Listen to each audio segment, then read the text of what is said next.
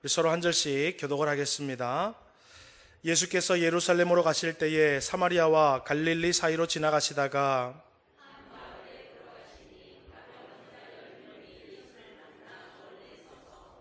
소리 높여 이르되 예수 선생님이여 우리를 불쌍히 여기소서 하거늘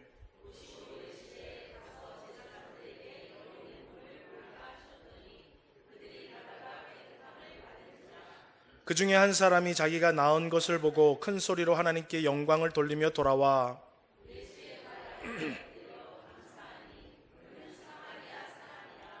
예수께서 대답하여 이르시되 10사람이 다 깨끗함을 받지 아니하였느냐? 그 9은 어디 있느냐?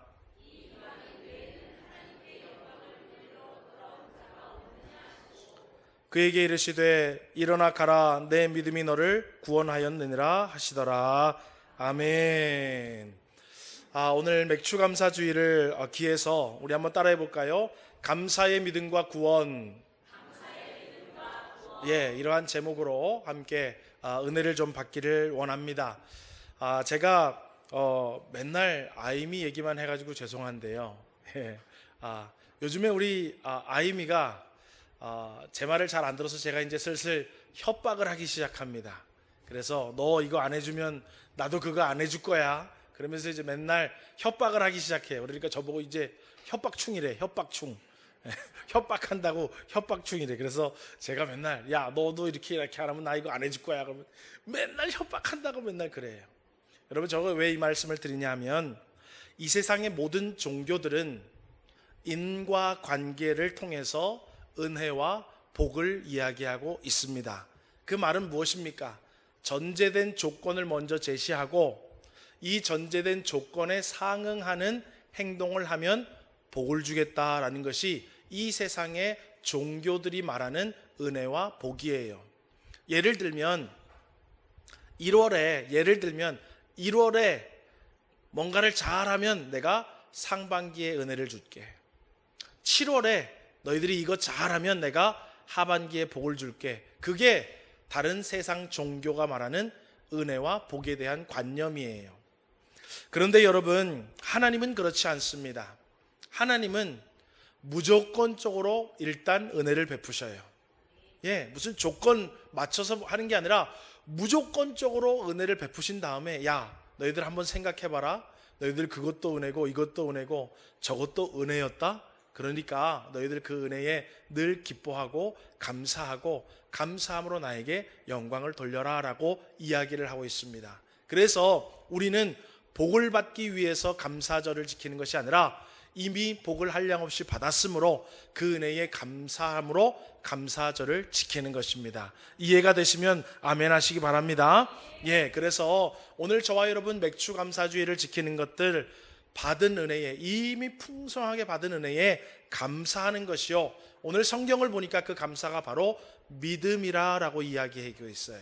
여러분, 성경에 보면 오직 의인은 뭐로 살래요? 믿음으로 살리라 그래요. 그러니까 저와 여러분은 뭐로 살아야 되는 거예요? 믿음으로 살아야 돼요. 또 우리 주님이 마지막 때에 내가 내 뭐를 보겠다 그래요? 믿음을 보겠느냐라고 얘기하셔요. 그러니까 우리가 믿음 생활한다, 내가 믿음으로 살아간다 라고 하는 것은 오늘 성경에 입각하면 감사하며 살아가는 것을 이야기합니다. 그래서 오늘 저와 여러분 그 믿음, 감사하는 믿음과 구원의 상관관계를 우리가 본문을 통해서 좀 알아보고 감사의 믿음으로 구원받은 성도의 삶이 어떠해야 하는지 저와 여러분 말씀을 듣고 깨닫고 여러분 일평생에 감사함으로 기쁨이 넘치고 감사함으로 하나님께 영광이 되고 감사함으로 하나님을 섬길 수 있는 구원의 믿음으로 살아가는 저와 여러분 되기를 주의 이름으로 소망합니다. 첫 번째로는 따라해 볼까요? 지식의 믿음. 오늘 제가 두 가지 믿음을 볼 건데요. 첫 번째로는 지식의 믿음에 관해서 우리가 한번 생각을 하기를 원합니다. 여러분, 성경을 보면은요, 하나님을 아는 지식이 있어야 영생을 얻는다라고 말씀을 하고 있습니다. 요한복음 17장 3절의 말씀 우리 한번 같이 읽어보겠습니다. 시작.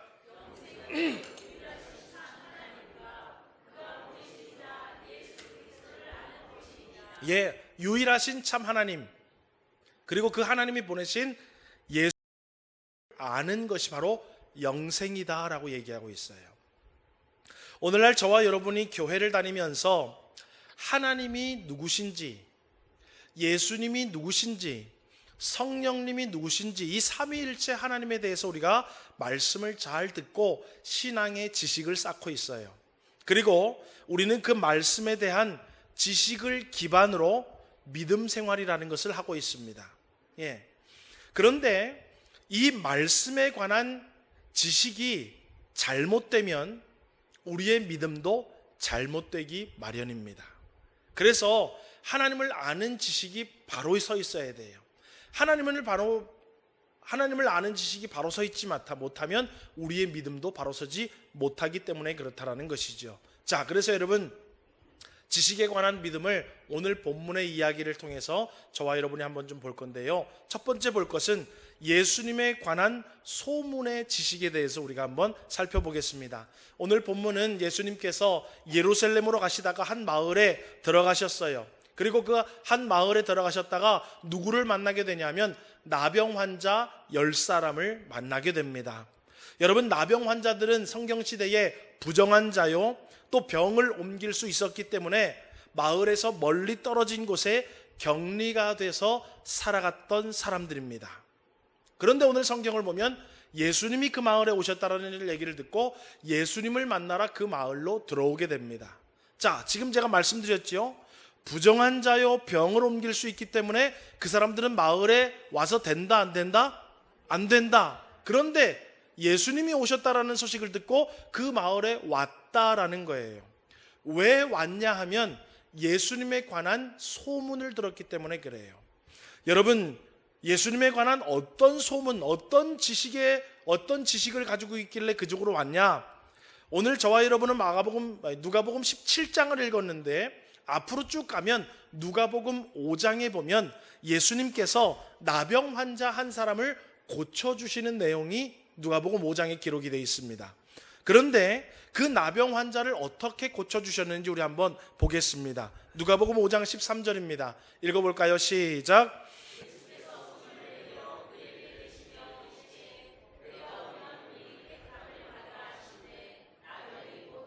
자, 나병 환자는 부정한 사람이고 나병 환자를 만지는 사람도 부정하게 돼요. 그러니까 나병 환자는 사람들, 인파들 무리에 들어올 수가 없었어요. 그런데 예수님은 손을 내밀어 그에게 대심해, 그리고 고쳐줬대요. 그리고 이 소문이 어떻게 퍼지냐면 15절과 같이 퍼집니다. 읽어보겠습니다. 시작. 예수의 소문이 더욱 퍼짐에 수많은 무리가 말씀도 듣고 자기 병도 고침을 받고자 하여 어떻게 했대요? 모여 오되. 여러분, 꼭 나병 환자만 부정한 사람이 아닙니다. 그 당시 질병을 가지고 있는 모든 사람은 부정한 사람이었어요. 그러니까 사람들 가까이 오지도 않았고 사람들도 그 사람의 몸에 손을 대지도 않았어요. 그런데 이 10명의 나병 환자가 어떤 소식을 들었냐면, 예수님이라는 분이 어떤 마을에 나병 환자 몸에 손을 대고 고쳐줬단다 라는 지식이 쌓인 거예요. 예수라는 분은 나병 환자를 손도 대어주시고 만져도 주시는구나. 그러면 우리가 예수님이 이 동네 왔으니까 우리도 어떻게 해요? 예수님에게 가까이 가도 되겠구나라는 지식이 생겼고, 그 지식을 기반으로 어떻게 온 거예요? 예수님에게 가까이 온 거예요. 이해가 되시죠? 그래서 예수님에게 가까이 왔더라라는 것입니다. 자, 그러면 두 번째로 예수님이 고쳐주실 거라는 믿음, 지식이 또 그들에게는 있었어요. 10명에게는.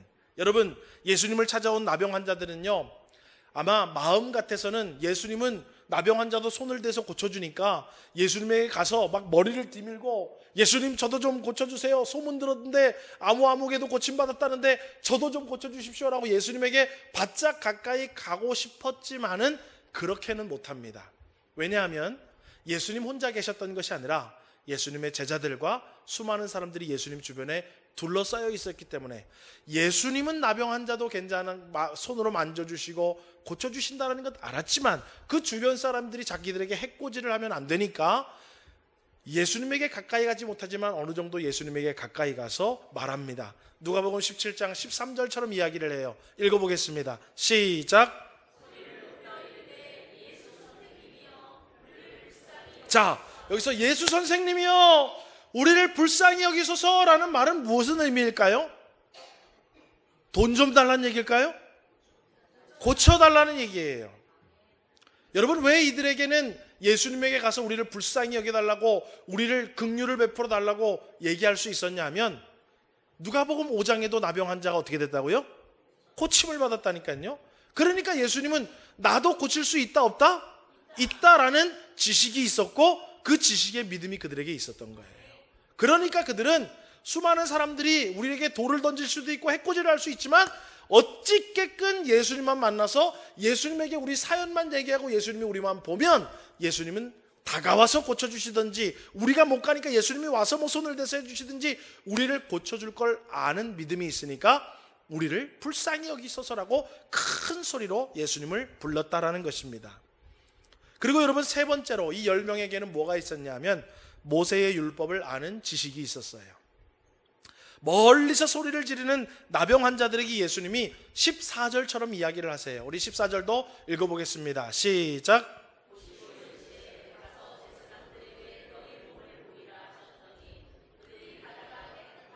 예. 여러분, 누가복음 5장에 보면은요, 예수님이 나병 환자의 몸에 손을 대어주시고 고쳐주신 다음에 그에게 뭐라 그러냐면, 야, 제사장에게 가서 네 몸을 보이라 라고 얘기합니다. 모세의 율법에 보면 질병을 치유받은 사람들이 그 질병이 다 깨끗하게 나았다라는 것들을 확인받기 위해서는 제사장에게 가서 몸을 보여야 했어요. 그래서 제사장이 그곳에서 너는 깨끗함을 받았다라고 인정을 받고 정결 예식을 치르면 그때부터 어때요? 가족을 만날 수 있고 이웃을 만날 수 있고 삶의 현장으로 돌아갈 수 있었어요. 그러니까 제사장을 만난다라는 것은 뭐예요? 병이 나은 사람만 제사장을 만날 수 있는 거예요. 그렇죠? 왜요? 확인을 받아야 되니까. 그러니까 병이 나았다라고 인정을 하는 사람만 제사장에 가는 거예요. 그 얘기를 지금 소문을 들어서 알고 있는데 이 10명의 중풍병자가 우리를 불쌍히 여기소서 얘기하니까 예수님 뭐라 그래요? 너희 몸을 제사장에게 가서 보이라. 똑같잖아요. 그죠? 야, 우리도 이제 됐다. 고침을 받았다. 모세의 율법에 대해서 아는 거예요. 제사장에게 가란 얘기는 뭐예요? 고쳐주고 고침 받았다라는 얘기예요. 그래서 이들이 예수님 얘기를 듣고 제사장에게 달려가는 것들이 오늘 본문에 기록이 되어 있습니다. 자, 오늘 제가 소개해드린 것, 예수님의 소문을 들었어요. 예수님은 나병 환자도 손에 몸을 만져주시고 나병까지도 고쳐주시고 제사장에게 보내어서 확증을 받아서 일상생활로 복귀할 수 있도록 온전하게 우리를 치료해 주시는 분이 바로 예수님이구나라는 지식의 믿음이 그들에게 있었어요. 자, 그러면 여러분, 두 번째로 오늘 크게 생각할 것은 따라해 보겠습니다. 구원의 믿음.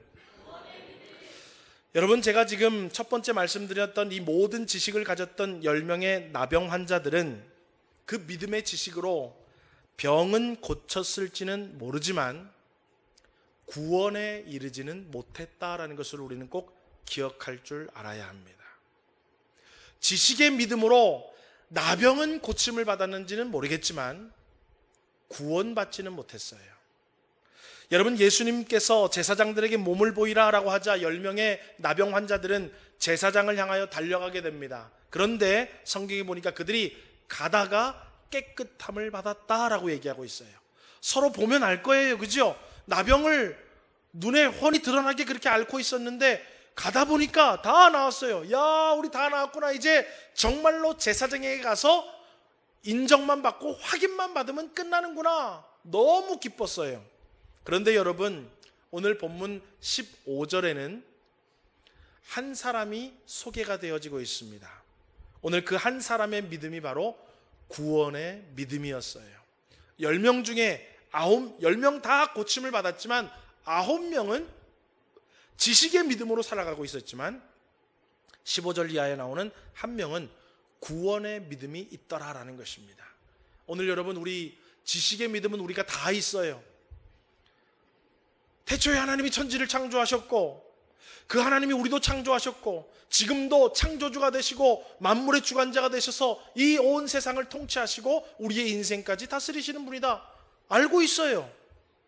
우리가 죄인이기 때문에 독생자 예수님을 보내주셨고 그 예수님께서 우리의 죄를 대속하셔서 십자가에 달려 돌아가셨고 죽은 지 사흘 만에 부활하셨고 그 부활의 첫 열매가 되셔서 예수 그리스도를 나의 구원자로 믿는 자에게는 구원과 함께 부활을 약속하셨고 다시 오실 그날에 우리는 주님을 만나게 될 거라는 모든 지식의 믿음 우리가 가지고 있습니다. 그런데 그 지식의 믿음으로는 부족하더라는 거예요. 우리에게는 구원의 믿음이 있어야 된다라는 것입니다. 오늘 여러분 그러면 이 한 사람 15절 이하에 누가가 이 사람 내가 꼭 후세 사람들에게 꼭 이 구원의 믿음을 가진 사람들 소개해줘야지 하고 기록한 이 한 사람의 이야기를 저와 여러분이 잘 들어보고 저와 여러분도 이 구원의 믿음으로 일평생 신앙할 수 있는 복이 있기를 주의 이름으로 축원합니다. 여러분 첫 번째로 이 구원의 믿음을 소유한 사람은요 하나님께 영광을 돌리는 믿음을 소유하고 있었다라는 거예요. 여러분 우리 본문 15절 말씀 우리 한번 같이 읽어보겠습니다. 시작.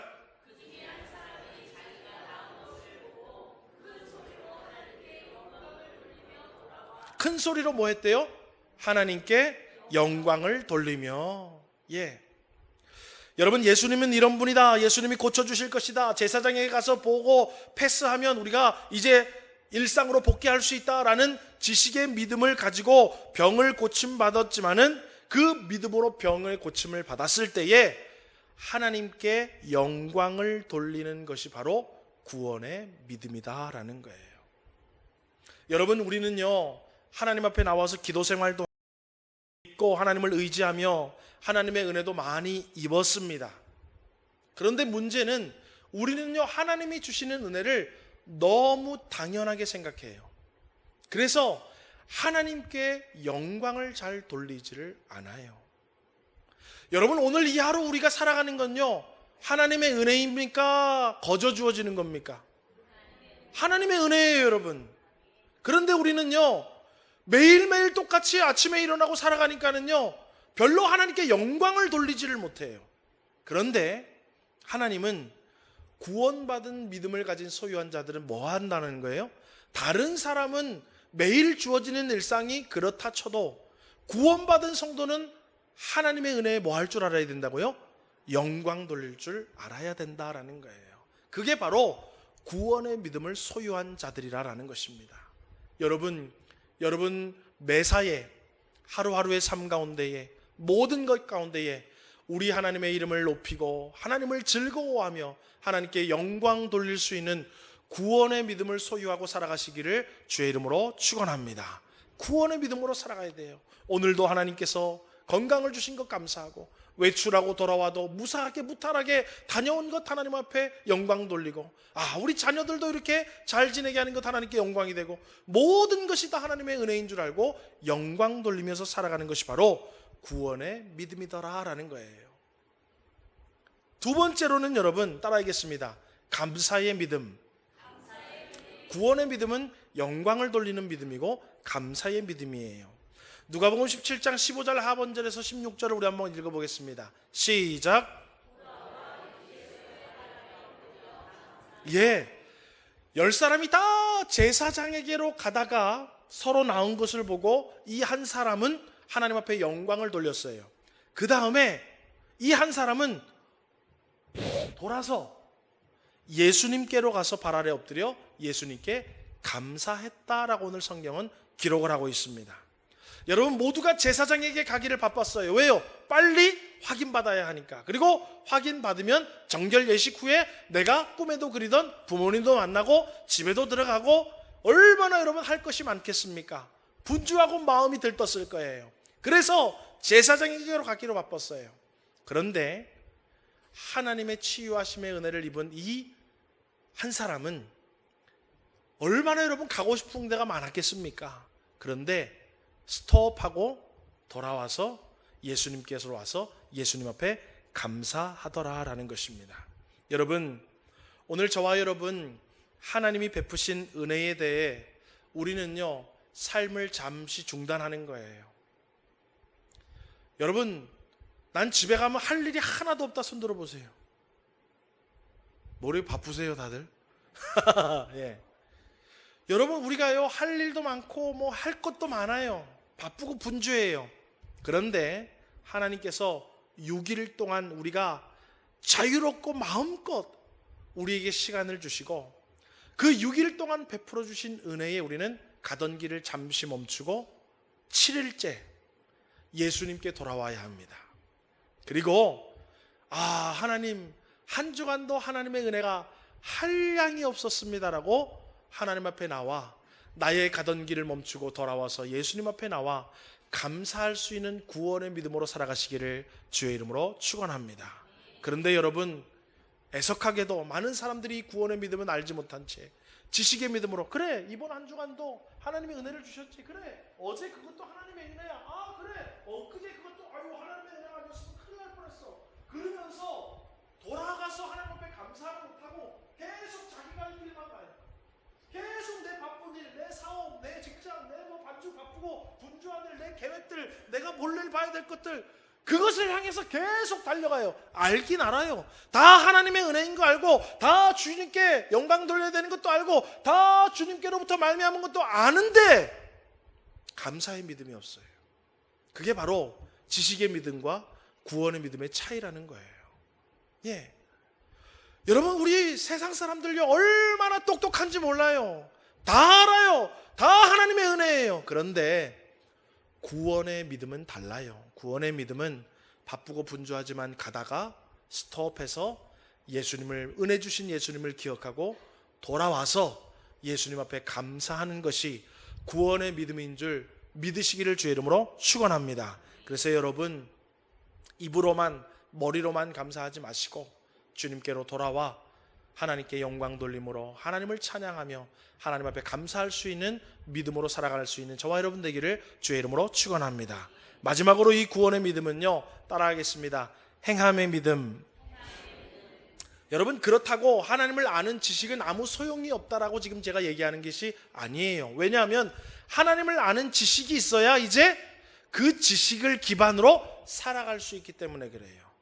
이해가 되십니까? 그래서 우리의 구원의 믿음은 지식의 믿음을 행하는 믿음으로 나아가야 된다라는 거예요.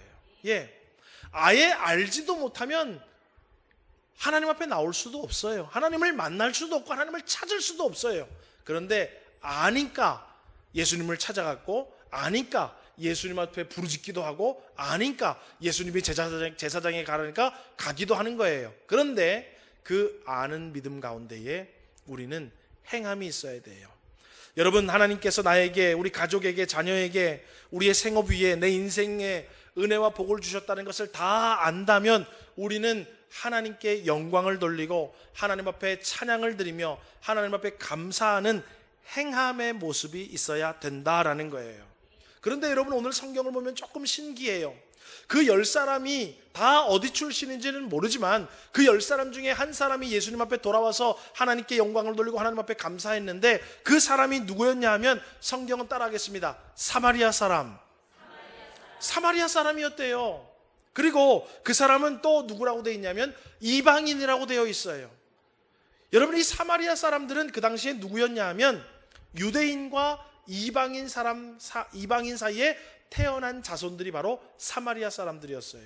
그러니까 유대인 전통 혈통이 아니에요. 그래서 유대인들은, 사마리아인들은 유대인의 피가 섞였지만 우리 민족이 아니고 선택받은 하나님의 백성이 아니고 저 사람은 이방인이다 라고 취급을 했어요. 이해가 되십니까? 예. 그런데 이 사람이 사마리아인이었으면서도 모든 사람이 저 사람은 이방인과 같다라고 이야기하고 있지만 사실은 그 사람이야말로 어떤 믿음을 가졌다고요? 구원의 믿음을 가졌다라는 거예요. 예. 다른 사람들은요, 나는 혈통적으로 유대인이고 나는 선민이고 아브라함의 자손이고 나는 하나님의 백성이고 그런 자부심이 있고 율법적인 지식이 많았지만은 거기까지였어요. 그런데 이 사마리아인으로 천대를 받고 멸시를 받고 사람들에게 이방인이라고 취급받던 이 사람은 예수님에게 영광을 돌릴 줄 알았고 예수님에게 감사를 할 줄 알던 사람이었다라는 거예요. 아멘이십니까? 예, 오늘 여러분 우리는 교회를 다니고 하나님을 섬긴다면 우리도 이 정도는 돼야 돼요. 그냥 머리로만 똑똑한 성도가 되는 것이 아니라 모든 것에 하나님 앞에 찬송과 영광을 돌릴 줄 알고 모든 것에 하나님 앞에 나와 감사할 줄 아는 그러한 행함이 있는 믿음으로 살아가야 된다라는 거예요.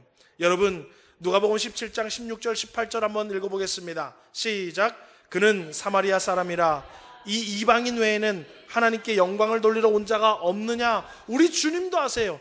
저 사람은 사마리아인이고 이방인으로 멸시를 받고 천대를 받고 그랬던 사람인데 이 사람밖에 없냐는 거예요. 다른 사람들 유대인도 있었던 것 같은데 아브라함의 자손들도 있었던 것 같은데 왜 이 사람만 돌아왔냐 이 말이에요. 그리고 그 사마리아 사람이라고 취급을 받고 이방인이라고 취급을 받던 그 사람에게 예수님이 뭐라고 말씀하시냐면 오늘 19절과 같이 말씀하십니다. 우리 천천히 같이 읽어보겠습니다. 시작. 19절 말씀 시작.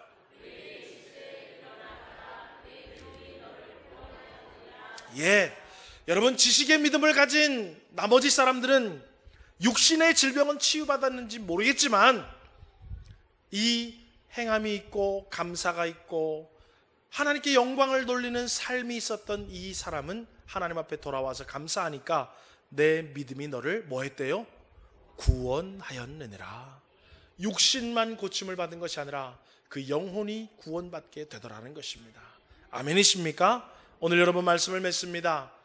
지금까지 우리가 알고 있는 지식으로 우리는 믿음 생활을 잘 해왔습니다. 그런데 여러분 지식의 믿음을 가지고는 뭔가 여러분 부족합니다. 완벽하지가 못해요. 하나님의 은혜를 입을 수는 있지만 그것은 구원의 믿음과는 거의 별로 상관이 없습니다. 이제 우리가 한 단계 더 나가야 돼요. 왜냐하면 야고보는 이렇게 이야기하고 있기 때문에 그래요. 야고보서 1장 17절에 보면 이와 같이 행함이 없는 믿음은 뭐예요? 그 자체가 죽은 것이라. 아는 것, 이거 하나님의 은혜야. 이렇게 하면 하나님이 기도 응답을 해주시지. 이렇게 하면 하나님이 복을 주시지. 그렇게 아는 것 말고 그렇게 아는 것을 실천하고 행하는 것이 참 믿음이라는 것입니다. 그리고 그 믿음으로 우리는 살아가야 하시고 주님은 다시 오셔서 그 믿음을 보시겠다라는 것입니다. 아멘이십니까? 그래서 여러분 마태복음에 보면 신랑을 맞이하는 10처녀의 비유가 있는데 10명 모두 다 등은 들고 있었어요. 겉으로 보기에는 다 등을 들고 있었지만 밤이 늦게까지 신랑이 오지 않고 모두 다 졸다가 신랑이 온다라고 얘기를 듣고 등에 불을 켜려니까 뭐가 없어요? 5명은 기름이 없는 거예요. 그 기름 준비하러 갔다가 잔치집에 들어가지를 못합니다. 우리 모두 다 하나님은 아는 것 같고 교회 열심히 다니는 것 같고 말은 잘하는 것 같은데 결정적으로 우리 주님 오실 때 내가 내 믿음을 보겠느냐?